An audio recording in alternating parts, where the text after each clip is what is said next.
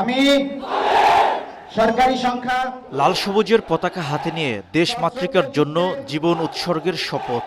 শৃঙ্খলা, দেশপ্রেম আর গৌরবের আবহে বাংলাদেশ নৌবাহিনীর এ 2026 ব্যাচের নবীন নাবিকদের শিক্ষা সমাপনী কুচকাওয়াজ যেন হয়ে ওঠে এক অনন্য আবেগঘন আয়োজন।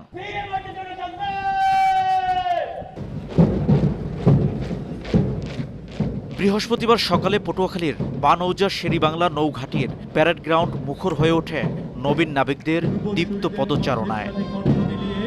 দীর্ঘ 22 সপ্তাহের কঠোর সামরিক প্রশিক্ষণ শেষে আনুষ্ঠানিকভাবে বাংলাদেশ নৌবাহিনীতে যোগ দিয়েছেন 441 জন এই নবীন নাবিক।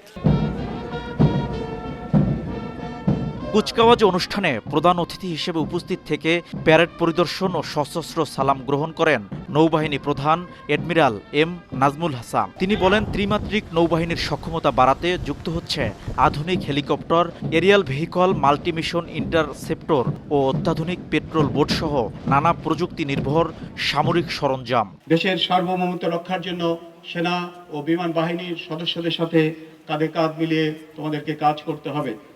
মনে রাখবে, সামরিক পেশায় উন্নতি করতে হলে সততা, শৃঙ্খলা ও নিয়মানুবর্তিতার কোনো বিকল্প নেই।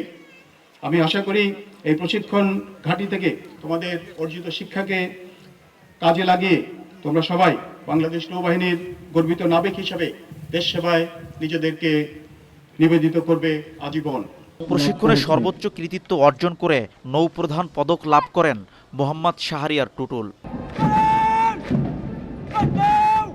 এছাড়া সেরা চৌকস নাবিক হিসেবে মারিয়া আক্তার অর্জন করেন প্রীতিলতা ওয়াদ্দেদার পদক। অনুষ্ঠানে উচ্চপদস্থ সামরিক ও অসামরিক কর্মকর্তারা উপস্থিত ছিলেন। শিকদার জাবির হোসেন, সময় সংবাদ, পটুয়াখালী।